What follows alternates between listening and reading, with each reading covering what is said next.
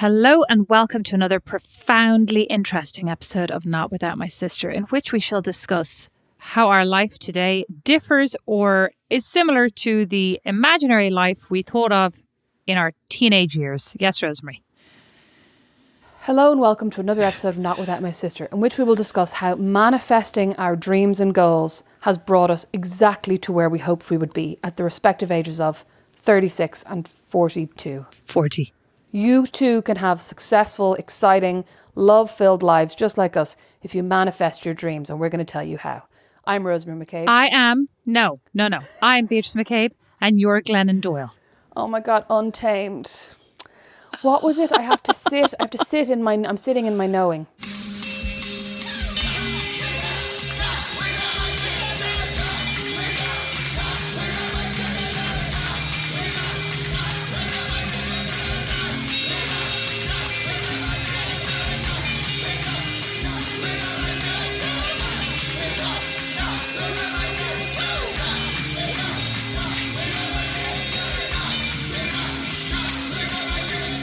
Sit in your knowing. Go ahead. You know what though? We've actually had more than one request for us to review that book, for which you would have to actually read it. So I think you should read it.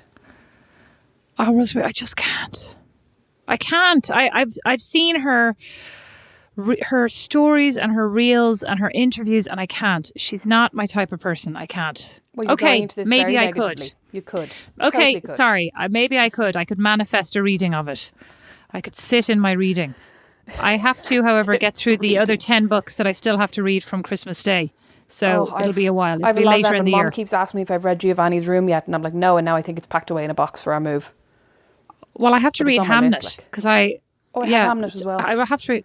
Yeah, I know you do because I bought it for you. Oh, thanks. Thought that was from Mom. You're welcome. It was from Mom via me. Do you remember? Because we bought each other books on behalf of Mother. Oh, yes, of course. Okay, Beatrice, back to the topic. Yes. When you were in secondary school, probably, Rosemary, what did you imagine for your future? Like, what were your plans, goals? Where did you think you'd be in your 20s or 30s?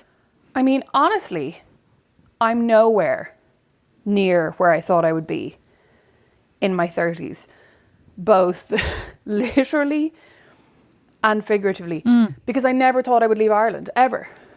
You know, Except for that brief stint in Syria that you were planning. Yeah, honestly, you thought you were going to become a mini pop. We all have dreams when we're young, Beatrice, and we can't have them held against us forever. Tiny. I was tiny. I was a tiny 22-year-old. Anyway, yeah, listen, I had very lofty ambitions of war reporting until I realised that I'm an absolute wuss. Oh God! So seriously, that would be hard all the same. So hard. It's not to be, not to be sniffed at. Exactly. I just never thought that I would leave. Like you and I would have had discussions about it, where you'd be like, "Oh, would you not come and live in New York for a year, or would you not come and do this?" And the answer is no. Like, I just never thought that I would leave Ireland at all. So why did it change for you? What changed it? You know what? I think this is all. Oh my God, this is going to be like a therapy session. I think it's all tied up in a lot of the same things.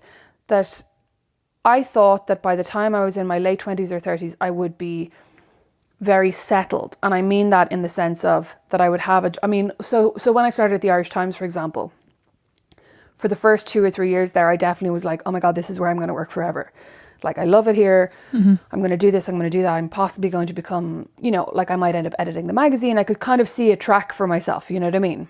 Career-wise. And then at the same time, I thought that, the relationship that I got in when I was, what age was I? Like 30, I think. Pretty shortly thereafter, I was like, okay, this is it. Like I'm going to end up with this person, and he has a job in Dublin and I have this job in Dublin, and we're going to end up, you kind of see yourself on a track. You're like, well, we'll probably get married. I didn't think I would have kids at that point, but I thought that we would definitely be together long term. And with that, I thought, we were kind of talking about working towards buying a house. So like all of these things that I was like, in 5 years' time, by the time I'm 35, all of these things will be established. Like, we will be in a very established relationship. We'll either be engaged, we'll be married. We'll probably either have a house or be on our way to buying a house. And I'll have this job that has now become a kind of a long-term career. And so then in a way, in my early to mid 30s, when none of that had happened, or like all of that had fallen apart, sounds very dramatic, but just things hadn't worked out the way I thought they would. I basically spent all my money that I could possibly have put towards a deposit for a house. My ex and I had broken up. I hadn't ended up staying in the Irish Times because when I started out, I was working as a sub-editor, and I kind of decided I didn't really want to work in production long term. So I took the decision to go freelance with a view to doing more journalistic kind of writing stuff. And then I just ended up kind of veering towards, doing more freelance stuff for other publications, doing stuff for TV and radio. And I kind of moved away from the track that I thought I would have in the Irish Times, if that makes sense. So in a way, I always thought that I would stay in Ireland because I always thought that these other things would be in place. And then when none of them were, and I mean, I hadn't honestly even thought about leaving at all until I think I came over to visit you. It was not that long after my breakup. I was definitely... I mean, I don't want to say I was struggling because I don't think I was like super miserable, but I did feel a little bit, I didn't really know what I was doing. That I was like, I've been renting this same house for nearly 8 years now. Am I going to just be renting the same place forever? Which like would have been fine. It was a nice house, but you're kind of going, what am I going to do? Like, I feel like I'm just doing the same thing and nothing is changing. And you said, well, why don't you see if you can get a visa to come over as a freelancer and come over for a year or two? And I suppose it was the first time that I literally had absolutely no reason not to. You know what I mean? There was absolutely nothing that I would go, oh no, because I'm in this relationship, or oh no, I own this house, or oh no, I have this job that I can't leave. And like, there were definitely freelancey things that I was doing that I can't do from here. But I also was in the position with my Patreon where I had enough subscribers and I had enough support that I could support myself no matter where I was in the world. And that was the first time that I had that kind of freedom. So yeah, I'm absolutely nowhere that I thought I would be. But like, for when you were for all growing those up, reasons. do you think that everything you're talking about? I mean, I totally get it, but everything you're talking about is very specific to a job or a person. Like, when you were growing up, did you always want to be a writer? Like, did you always want to be a journalist? Yeah, I always wanted to be I'm trying to think. Like, I always wanted to write, and then I think as I got a little bit older and started to kind of understand, the kind of, I suppose, how rare it is to be like a full-time career author, I started to think, okay, well, journalism is the kind of route that I will go down. And I just assumed, because I mean, people were always telling me, like, when I was a kid, people were always telling me I was a really good writer. And, like, I thought I was a really good writer. So I just assumed I am good at this thing, therefore it will work out. You know what I mean? So I think that's just what I always thought I would be or do in whatever form that might take. What did you feel when you went to the Irish Times? Like, because you were a very good writer, and obviously you were very good at lots of things, right? But there's a difference between, when you're in school and you're probably the best writer. I mean, and I'm not saying you were, but like, in case anybody's listening who also considered themselves to be a great writer in your school, I don't know, right? But one of the best writers. Then you go to college and you're among a load of people who are also good at the same thing, which is, I found really weird. Yeah. Like, you go from being kind of the big fish in this talent in your school to being like one of many, to then being, especially if you go to the Irish Times, like, that's one of the pinnacles of journalism in Ireland, right? So, and you're amongst then all of these people who are equally good and equally ambitious. And how did that feel? Did you enjoy that? Was it great to be a part of that, or was it, I mean, did it ever strike you in any way? Maybe you didn't even think about it. No, I think college was kind of a baptism of fire for me from that point of view, that I was suddenly like, oh my God, people here are really good. That I always thought I was good. And I always personality-wise, I'm probably a little bit lazy. Like, I used to kind of boastfully be like, oh, I never read over my work, because I never read over my work. And then I got to college and I was like, oh my God, I better read over my work. You mean like everybody's brilliant? So that was definitely, I was like, oh shit, like if I'm going to be good at this, I'm going to really have to work. I'm not going to be able to rely on the fact that like I'm a really good speller anymore. You know what I mean? I'm going to have to actually try and kind of craft this. But when I went to the Irish Times, weirdly, I think because, so when I first started, it was as a sub-editor, as I mentioned. I was in my early 20s. I was doing a master's and I was doing like 2 days a week at the Irish Times. And I perceived myself to be a lot younger than everyone else who worked there. So in a way, I didn't feel like we were all in one group, or I didn't feel like we were competing against one another. I think I kind of probably had a kind of a bravado about me that I thought, oh, I'm really young and I have a different perspective. You know what I mean? And then obviously, like, I think 5 years later, I wasn't the youngest at all. Like, they'd taken on this whole new group of graduates and stuff, and I was horrified. I was literally like, oh my God. Like, That's so funny. I remember at one point when I was freelancing, they did a graduate program and they took on 3 or 4 kind of writers as staff writers. And I remember calling one of my friends at work and being like, oh my God, like, why didn't you tell me that that these jobs were going? And she was basically like, they were in the paper. Like, do you not read the paper? And I was like, no, I don't. I just rely on people telling me things. Oh my God. Yeah, so I definitely... That's a bummer. I mean, yeah, but it was also a lesson. It was kind of funny in hindsight. But yeah, like I didn't have any insecurity in a sense of people are much better writers than me here, even though I thought that a lot of them were. I thought that a lot of them weren't. And I really saw how you didn't have to be an amazing writer. You just had to work hard and get your stuff in on time and be reliable. And that you would end up getting, if not higher than being contracted to do a lot of stuff because it was more valuable to them to have somebody who produced the work on time. And then they could change it in, not change it, but they could kind of fix it up in sub-editing. I think that's the difference between being a writer and being a journalist, right? Like being self-employed and being employed for a company, and I think about it as well from a design perspective. Like people come in and they want to do their bag or their design. And they want to have it belongs to them, and there's a great sense of possessiveness. And I feel like I had that too, when I started out. I was very proud of, I'm proud of the work that we do together, but I'm not proud of something as in that's mine. I did that because I realized that everything is collectively the work of the teams. Like there's nothing gets to a shop floor without it going through and being touched by so many people who have equal amount of rights to feel proud of it. You know what I mean? I could sit and draw something. It'll get nowhere. But I think that that's the difference between like being an artist and being a designer, is that as an artist, you get to express yourself. And as a designer, you're expressing the vision of the company that you work for, which I think is kind of similar to the writing. Like it's, I need this specific piece of writing for this specific, I don't know, like end today. Mm-hmm. It's not about what Rosemary wants to write. And was that a surprise to you? It wasn't a surprise because, so I did a master's in journalism. They really tried to drill that into you that you're trying to write factually and it's not about you. But it was really hard for me. So for years when I worked at the Irish Times, I remember one particular editor that I worked with, Madeline, who I loved. And she edited the property pages and I did a lot of property stuff for her. And she used to tell me all the time, she'd be like, take yourself out of it. Because she'd be very nice about it. She'd be like, that was very amusing, but we don't need that piece about you. You know what I mean? And I'd be like, oh crap.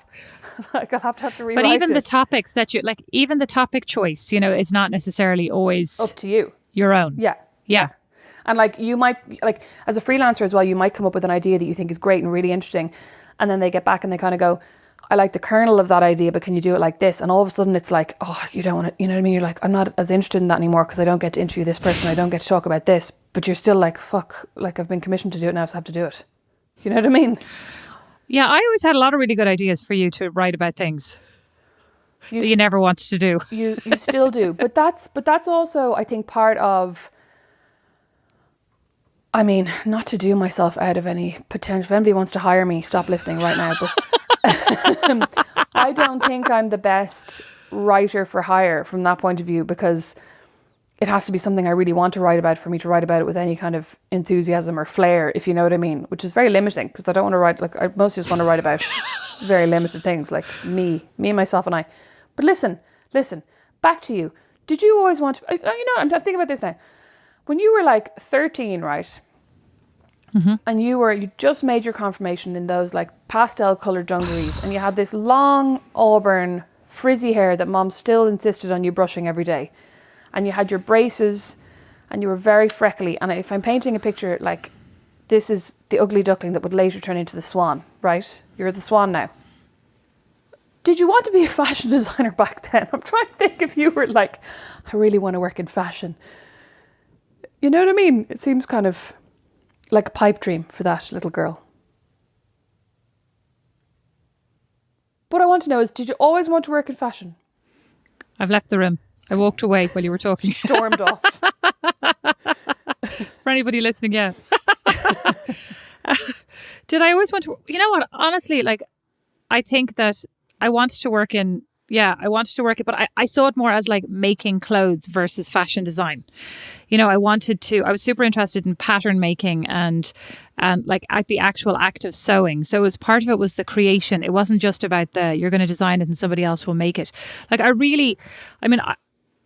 in all honesty, like I wonder about my time at NCAD. Like I wonder if I missed something that everybody else picked up on, because I feel like I left entirely unprepared to go into the world of fashion. You know, I think I actually did learn more about how to make the clothes and sew them versus how to design to an audience, how to think about business, how to... I didn't even know there was such a thing as merchandisers. Like, I don't think anybody ever sat down and said, this is the structure of a design team. I found the exact same with my master's, for example. When I came out, I felt like, okay, like I really know how to craft a feature about war in Iran, because I did like international journalism, right? But I didn't know how to pitch a piece. I didn't know who to email. I didn't know, like, you know, should I cold call? I didn't know how to actually work. And I think that's something that a lot of college courses, from my experience and yours and hearing my friends' experiences, like unless you're doing something like that's very practical, like nursing, where you have a placement, you know what I mean? And you go in and you learn on the job.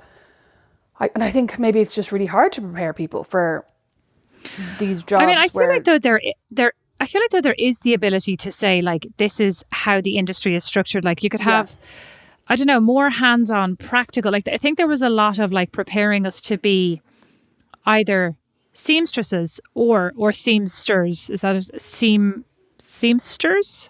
That was a seamless seam people transition. Beautiful. Seam people. Seamsters. or to be like, you know, I mean, the creative director of a design house. Like, there was sort of an expectation of like, it's your vision, and you'll design this vision, and what do you want it to be? And, you know, there was a lot. I remember, especially when I went to Milan, and I went on an Erasmus, there was a lot about like, just show us the vision of like, show us your amazing illustration versus like, who's your customer? You know, what are you designing for? Like, there was no talk of the customer.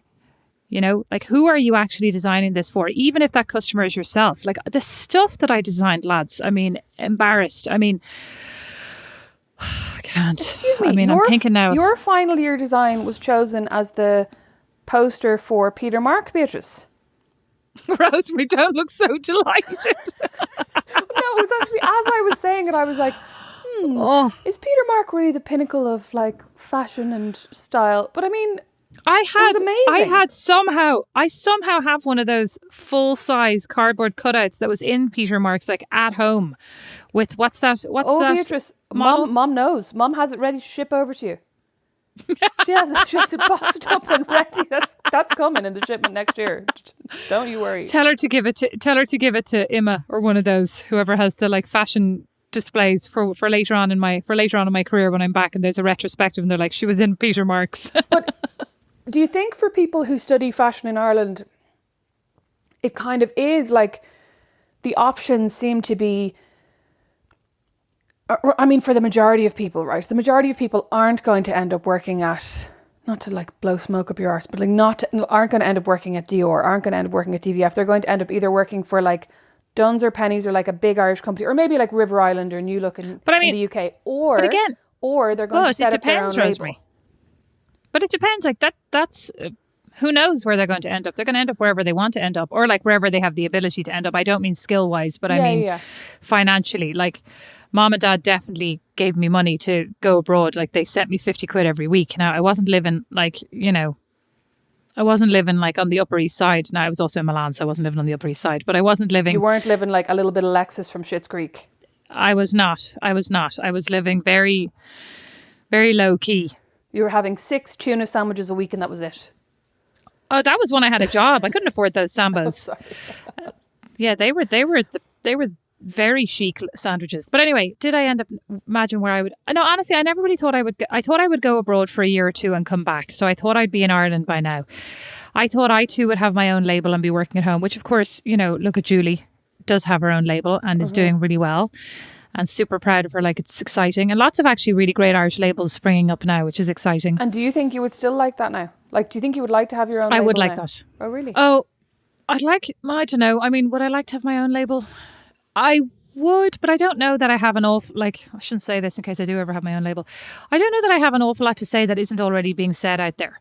I think I could do a nice job and it would be fun and I would enjoy it. But I don't know that I'm like offering amazing things unique things to people, that aren't already that wouldn't just be competing with somebody else. I also like being part of a team. So while I could have my own team, I do really like working with a bigger group of people and like having strategic meetings and talking about I like the whole business side of things as well as the design side, There is an awful lot to be said for I find it really hard now to come up with ideas a lot of the time when I'm on my own. And I know this comes back to, I'm always giving you ideas. But what I mean is when I worked in an office, even like when I worked in Stellar and I was still doing my own kind of stuff or my own blog writing on the side, you do get inspiration from like these conversations where you kind of end up brainstorming or like bashing ideas back and forward with somebody and you suddenly start thinking about, oh, that actually makes me think. You know what I mean? Like you get inspired in all sorts of different ways from, in my case, like a lot of human conversation and communication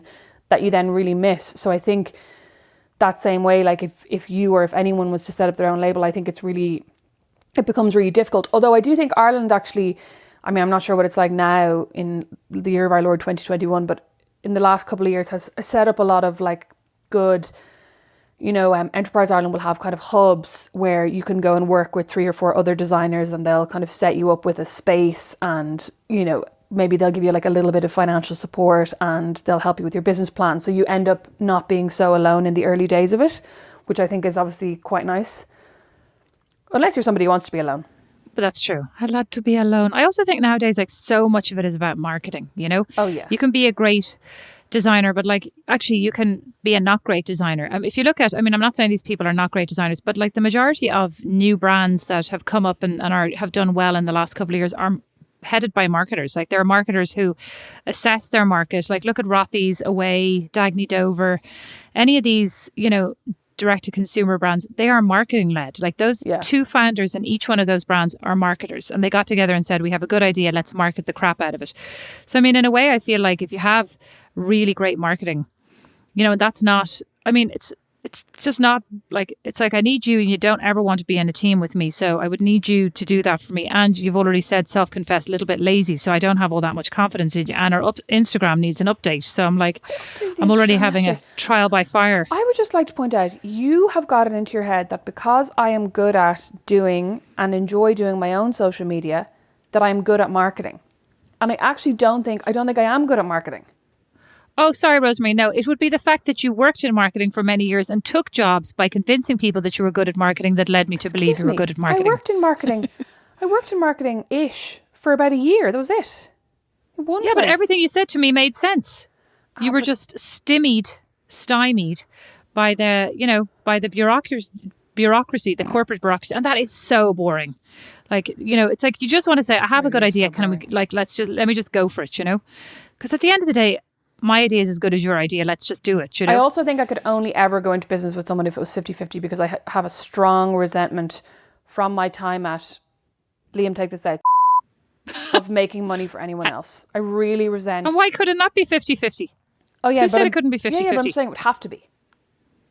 Like, oh my God, you're laying down the laws. You're laying down the laws in public here. You're going to say I said it on that episode. If we ever go into business and I have this recorded, we'd have to be 50-50. Because I remember going into my boss's office and being like, oh, I just signed off on that campaign and they're going to pay us, say, it was like big money, like 15 grand for the next 2 issues. And my boss just being like, okay.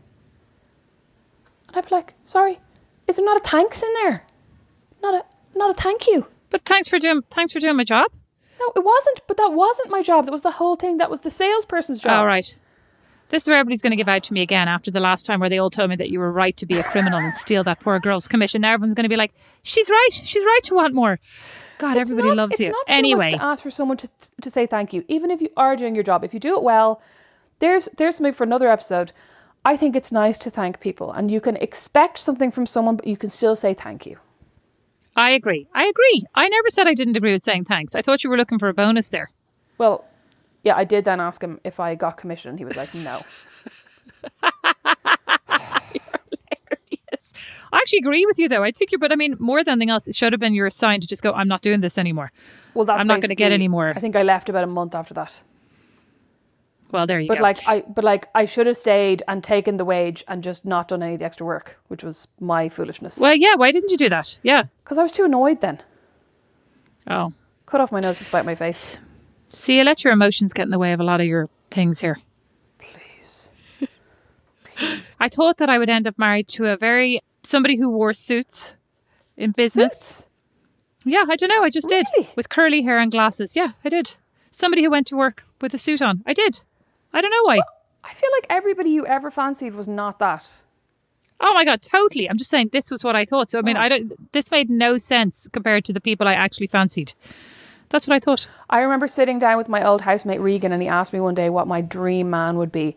And I said, and lol at this, I said a tattoo artist who was quite big and had a beard and was covered in tattoos. Does Brandon have tattoos? Yeah, he has a few tattoos, but he's not a tattoo artist. But also, a tattoo artist, Beatrice, they would not be able to keep me in the lifestyle in which I wish to become accustomed. Depends, Rosemary. I know, some of them do very well, but I'd say it's very difficult. What? I cannot believe this is your perspective. They could also keep you in tattoos. Or I could be like Cher, Mom, I am a rich man, keeping myself. Oh, exactly. I appreciated that, I have to say. That was good. I probably, actually, to be honest, thought that I would be earning a lot more money by the age of 36 than I am.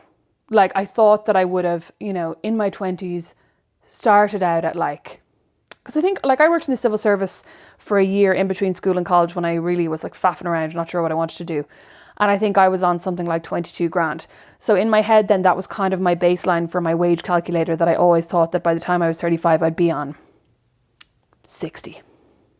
You know what I mean? Yeah, that was my first salary as well, 22 and a half. No, 21 and a half at Marnie. I think actually in the civil service it was 21,900 at the time was the bracket for entry level. I earned more when I worked in Zara, let me tell you. Oh, I remember I asked for a raise after a couple of years, after 3 years, and I was sent off to the CFO. Myself and Julie were sent off to the CFO. It was really, really intimidating, and who laughed and said, "If you'd like to leave, you're welcome to." So we went back to our desks. Oh my God, and see, if that was me, idiot, I would have been like, bye. I would have suddenly seen the day opening up in front of me and I can go to the cinema, I can go for lunch, I can go to this cafe, oh my bye. God. No, we were like, no, grazie, ciao, ciao. Ridiculous. Well, certainly I didn't think I'd be in America. If anywhere, I thought I'd be living in Milan or in Italy. Yeah. And I thought I would, I don't know, apart from anything else, if I could do it all again, I wonder if I would just rent a house and not buy a house. I mean, I actually love my house, but I'd like a smaller house that just doesn't take so much cleaning. I'm sick and tired of cleaning houses. And I don't even really clean this one. But you are always, you're always rearranging and tidying things. I think you should start a Lenten vow. I mean, I know it's not Lent, but maybe for the month, for the remainder of April, that you're not going to rearrange anything in your house. You're not going to move a single item of furniture. I don't think I can do that. I'm already thinking that chair in there. Well, I mean, and the dog has chewed all the covers of everything to bits, which is so annoying. That is very annoying. So infuriating. Yeah. What else did I think? So anyway, I went to college and I thought I would be, yes, back to your original question. Yes, I thought I would do fashion design, but I don't know that I understood what fashion design was. I didn't think that I would be in accessories, and that was immediately where I headed with, once I started at Marnie. That became, I think I liked the kind of democratic nature of accessories and how much less exclusive they were. So I was way ahead of my time before I even realised it. And I also, to be very honest, liked the fact that there was less competition in accessories. Once I got into the actual industry, I realised how everybody was an aspiring and potentially more talented than me. Clothing designer. Fashion designer. Or maybe not even more talented, more cutthroat, more determined, more I'm not very good at, barreling over people to get what I want. I was going to say also, more strategic, way. More schmoozy. More I'm definitely not a nosing. schmoozer. I don't feel like you're ever particularly Can't good at do that. Yeah. No, that's a whole episode that I have written down on our list to talk about. Brown nosing? Inability to. Oh, yeah. Well, same, to be honest, obviously. Yeah, and I think that like that is a disadvantage because so much of it about it is networking. Is like being at the saying, "Oh my god," laughing at the jokes, and I feel like I laugh at the jokes when they're funny. There Yeah, used to be like I so do a much lot of air laughing at the kissing jokes when they're in funny, media but as well. yeah, and like I'm just not good at it because I really find I can't. I've tried so many times. I can't fake smiles. I can't. Like I get cringe. Sorry, Beatrice, meet your sister. I can't fake anything on my face.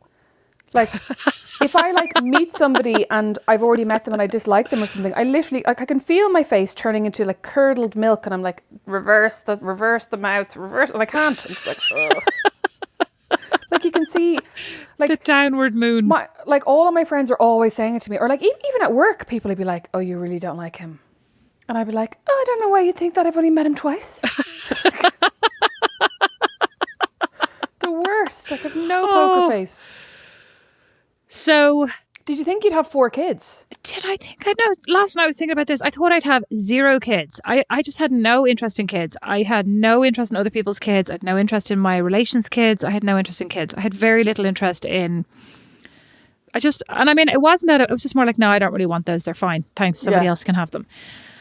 And, probably Nash probably won't listen to this because it's his mom. And like, I was thinking in the future, will he troll through it? Will he troll through it in tears? When I die, will he be like, "Oh, these tapes"? Maybe playing hopefully it to not. his therapist.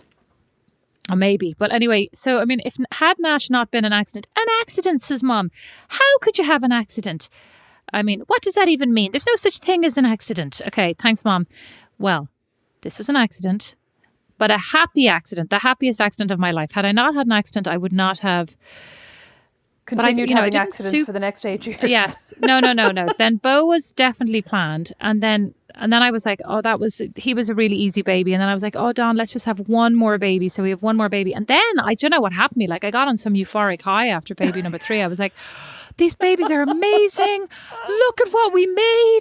We made this out of nature, this baby. I remember we made this for free. For free. Yeah, for free. I was like, this baby's amazing. We need another baby. Don was like, I'm not having another baby. And then we had another baby and Don was not happy. But I was so happy. And I honestly would have had baby number 5 if Don would have, had one too. Got on board, so to speak. Got on board, but he immediately got on down to the doctor and got on board.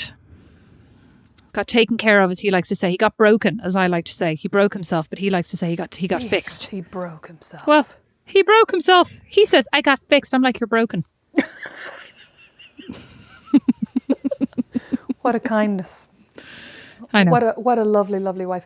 You know what? I never imagined, I mean, whatever about, like we've talked about it before, that I really did, like same, I didn't think I was going to have kids. And I just, like that, I had no interest until That's not true, Rosemary. You loved kids. Mom thought you were going to be a teacher. I loved babies when I was a child. Kids. And then as I got a bit older, I just was like, oh, I don't care. And then I really didn't think I would have kids. And then I think it was a combination of, spending time with your kids and being like, this is actually really nice. Like, it's really nice. The idea, like, it hadn't really occurred to me that if I didn't have kids, I wouldn't have a family in that sense. You know what I mean? Like a big family, to like the noise and the kind of warmth and the bustle of having people around, that I was like, oh my God, when I get older, like who's going to be around? Nobody, if I don't have any kids. And then I also started to think about my absolute lack of hobbies, that I was like, I don't have any interest in traveling. What, you've loads of hobbies. No, but like, I was kind of like, if you think about a life without children, right? A lot of the time people say, oh, it's, we're so free, we can travel, as much as we want. I was like, I just want to go to a nice hotel. I don't even care if it's down the road. Like, you know what I mean? Like, I never wanted to go anywhere with a backpack. Ugh. Never wanted to go interrailing. Never wanted to go like exploring, except for like in a nice air-conditioned bus. So I just was like, what am I going to do with my life if I don't have kids? But anyway, sorry, the other thing I was going to say was, I absolutely never thought that I would marry somebody who already had kids. Like, I never thought I would be with somebody who had kids, because I dated somebody who had kids when I was much younger, and I found it really challenging. And in hindsight, I think it's actually because he was a bit of a dick. But at the time, I was like, it's really hard. I mean, it's a disaster. It's really hard. Disaster. But you're the one who told me when you were in your 20s, every time a baby would go by, you'd say, oh my God, my boobs. I can feel the baby in my boobs. You are like, the only reason you get away with these lies is that it's a podcast. If this was like a live stream, people could see your face as your entire mouth purses up and you're like, I'm preparing to say something that's entirely untrue. It's so annoying. And I had to even send you a picture yesterday of my shoe collection to prove that I do not own a single pair of wedges. Another lie you keep perpetuating. I never said that about my boobs. Right. Although I did have a dream, and this is actually when I started thinking maybe I do want to have kids. I did have a dream like a few years ago that I had a baby, and I remember waking up and feeling so bereft that this had been a dream. And that was the point at which I kind of went, oh my God, maybe I do want a baby. Oh, that's nice. And then you became obsessive about it, poor Brandy. Listen, lucky Brandy. I know, lucky Brandy. He is lucky.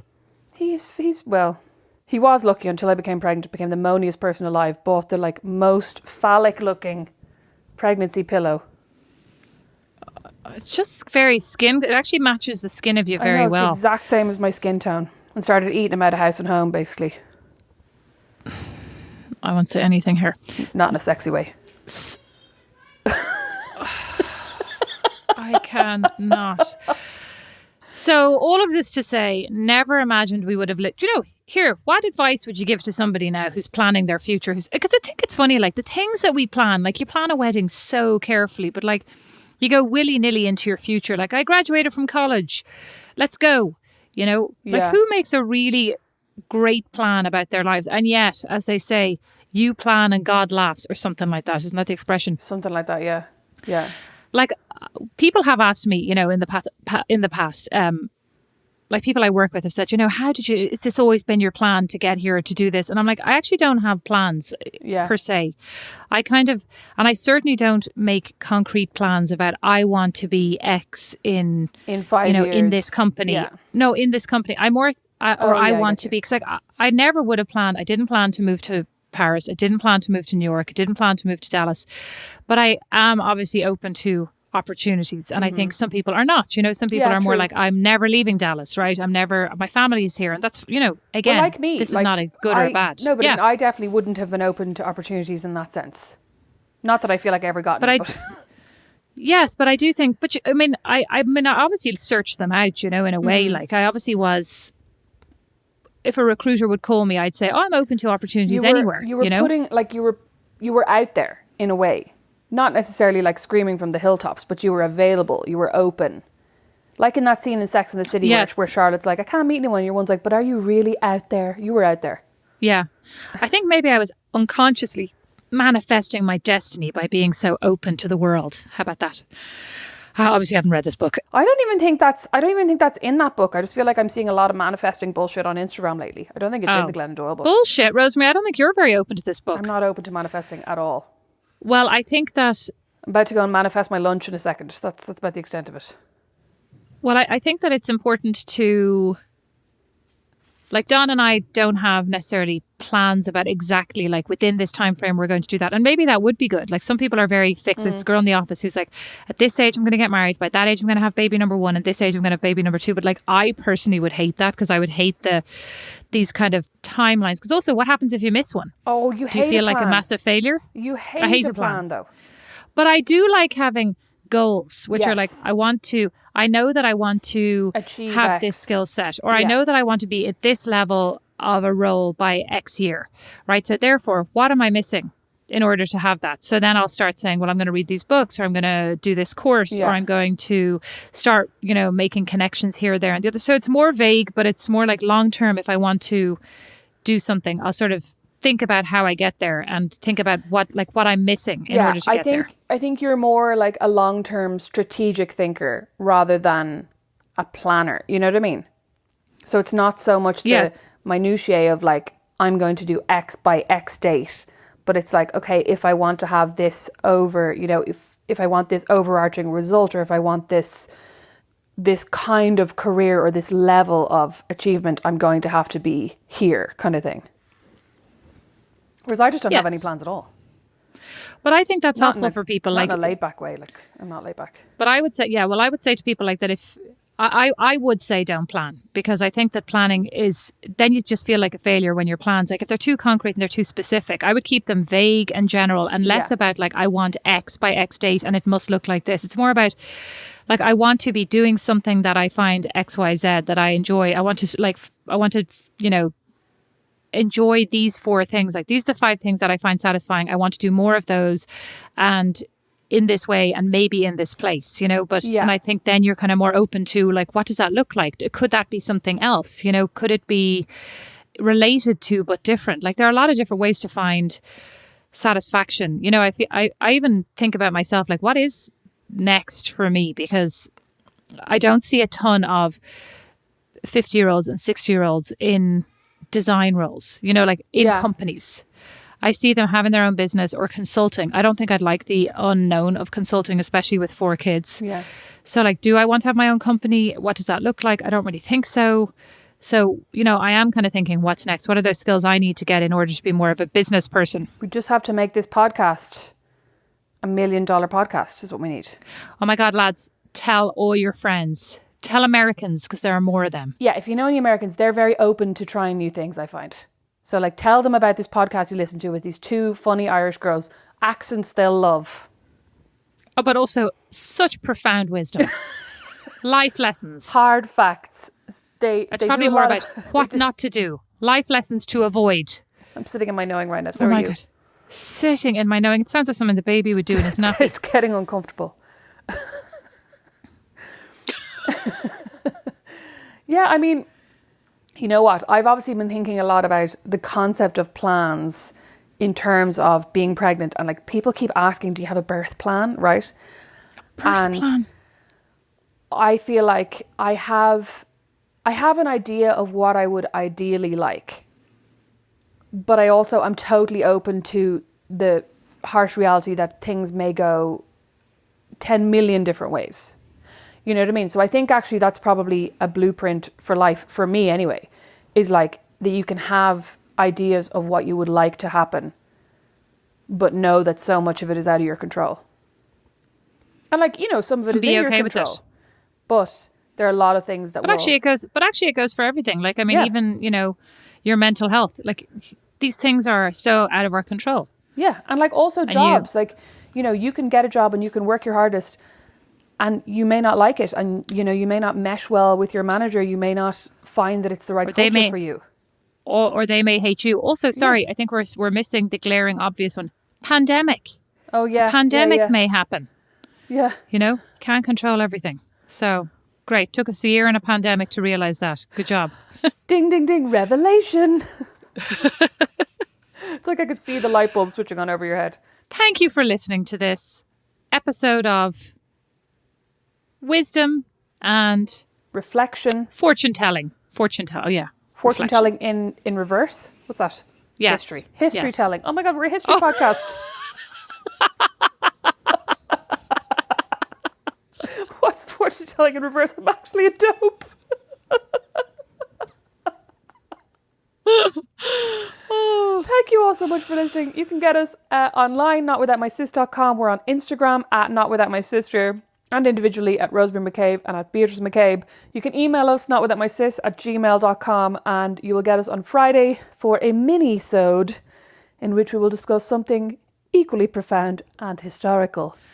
Please recommend us to your friends. Your dentist. And your American friends. Oh, especially your American friends. Listen. If you work in Facebook or Google or TikTok or like any of those where there's a lot of Americans, a lot of foreigners, put something in one of the like group threads. Hey guys, you might all love this. Bonus points if it's a group thread of more than 300 people. Thanks for listening. Bye. Bye.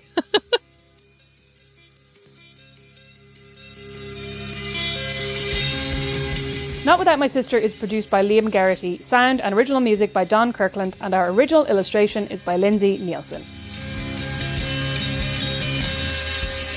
Not Without My Sister is a proud member of The Warren, the home of great Irish podcasts, as is my podcast, the Dublin Story Slam podcast. You can find them all over at thewarren.ie.